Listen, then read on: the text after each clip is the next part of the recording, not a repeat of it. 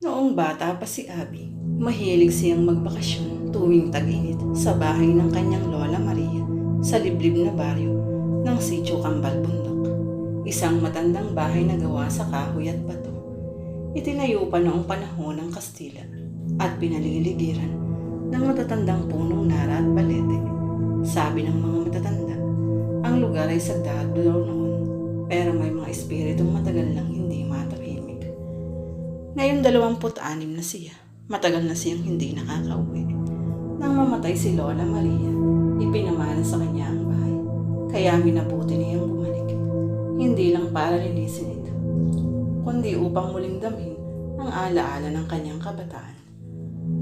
Sa kanyang pagdating, sinalubong siya ng malamig na hangin kahit direk ang araw. Tahimik ang buong baryo. Wala man lang batang naglalaro sa kalsada. Pinagmasdan niya ang bahay. Hindi ito gaanong nagbago, pero may kung anong mabigat sa paligid. Ang dating kaaya-ayang lumang bahay ay tila naging isang dambuhalang nilalang na nakamasid sa kanya. May tao po ba? Sigaw niya habang binubuksan ang lumang pinto. Hindi niya alam kung bakit niya ito nasabi. Wala namang ibang dapat naroon. Pagpasok niya, naamoy niya ang halimuyak ng insenso at usok ng kandila na parang may lamay. Napansin din niyang bukas ang pinto sa silid ni Lola Maria.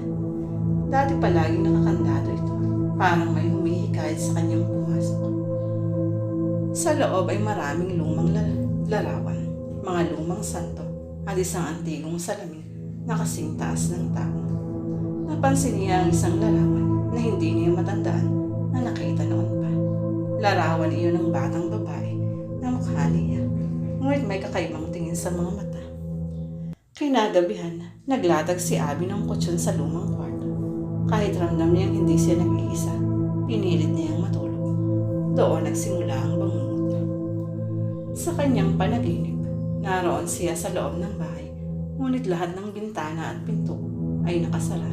Wala siyang maramdamang hangin. Tahimik, masyadong tahimik. Hanggang sa may marinig siyang hikbi mula sa silid ni Lola Maria. Nilapitan niya ito at nang buksan niya ang pinto, naroon ang batang babae sa larawan. Nakaupo sa harap ng salamin at umiiyak. Nakatungo ito pero bumubulong. Ayaw kong bumalik. Ayaw ko na. Anong ayaw mo? Tanong ni Abby sa panaginip. Ngunit imbis na sumagot, tumingin sa kanya ang bata. Nanlilisik ang mga mata nito. Puti ang mata at ang bibig ay punong-puno ng uli. Kailangan mong pumalit, sigaw ng bata bago ito sumugod kay Abby. Nagising si Abby, nahingal na hingal. Pawis na pawis siya kahit malamig ang paligid. 3:00 ng madaling araw. Kinabukasan, dumalaw siya sa kapitbahay. Isang matandang babae na si Aling Bebang. Nakita kita kagabi, ani Aling Bebang. Nakatanaw ka raw sa bintana ng silid ni Maria. Pero di ikaw yun, anak. Iba ang itsura. Parang ikaw, pero hindi ikaw. Hindi nakaimik si Abby. Nakikita ka na raw nila, patuloy ni Aling Bebang. Tanda ko pa, may batang babae noon sa bahay ni Maria. Sabi nila, ampun daw niya, pero hindi nagsasalita. Bigla na lang nalawala. Sabi ng mga tao, kinuha ng bangungot. Bangungot? Hindi bangungot, nakaraniwang panaginip lang iya.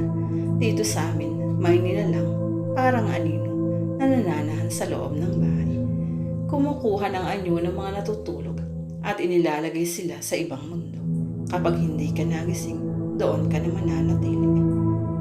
Sa gabing iyon, isinarado ni Abby ang lahat ng pinto at bintana. Pinatay niya ang ilaw at humiga. Nagdasal siya ng taimtim, pero unti-unti siyang nilamon ng antok at muling dumating ang bangungot. Sa panaginip, gumising siya sa loob ng silid ni Lola Maria. Ngunit ang mga santo ay nakatalikod, ang mga larawan ay nabaliktad, at ang salamin ay natatakpan ng pulang tela. Nakatayo siya sa harap nito at dahan-dahang tinanggal ang tela. Nakita niya ang kanyang refleksyon, ngunit hindi ito gumagalaw kasabay niya. Ang refleksyon ay ang batang babae. May dugo ang kamay, ngumunguya ng itim na uling. Sumunod ka sa akin, wika nito. Napili ka na. Sinubukan niyang tumakbo, pero ang sahig ay naging putik. May mga kamay na lumalabas mula roon at hinahawakan ng kanyang paa. Habang hinihila siya pababa, nakita niya si Lola Maria sa likod ng refleksyon. Patawad ang bulong nito. Isa lang ang makakatakas. Nanghihinang bumalikwas si Abby sa kama. Gising na siya. Tumayo siya at tumingin sa salamin. Wala siya roon. Ang refleksyon ay si Abby. Oo, pero nakangiti ito. May uling sa bibig. Kumaway ito sa kanya. At sa isang kisang mata, siya ay muling nakakatulog. O baka hindi na siya kailanman magising. Makaraan ng isang linggo, isang grupo ng kabataan ang dumaan sa bahay para mag-vlog ng mga abandonadong lugar. Isa sa kanila ay si Carla, pamangkin ni Aling Bebang. Nabenta na raw ito, pero wala naman daw lumipat. Sabi niya habang kinukunan ng video ang paligid. Pagpasok nila sa loob, malamig, madilim at tila may matang sumusunod sa kanila. Pumasok sila sa silid ni Lola Maria at nakita ang salamin. Isa sa kanila ang lumapit at napatingin. Nakita niya ang refleksyon ni Abby. Ngumiti ito. Tulong. Bulong ito mula sa loob ng salamin. At sa sandaling iyon, napundi ang ilaw. Sumigaw ang isa sa mga kabataan. Pagbalik ng liwanag, isa sa kanilang nawawala. Sa salamin, may isa ng bagong mukha na nakangiti. At ang bahay ni Lola Maria ay muling tahimik.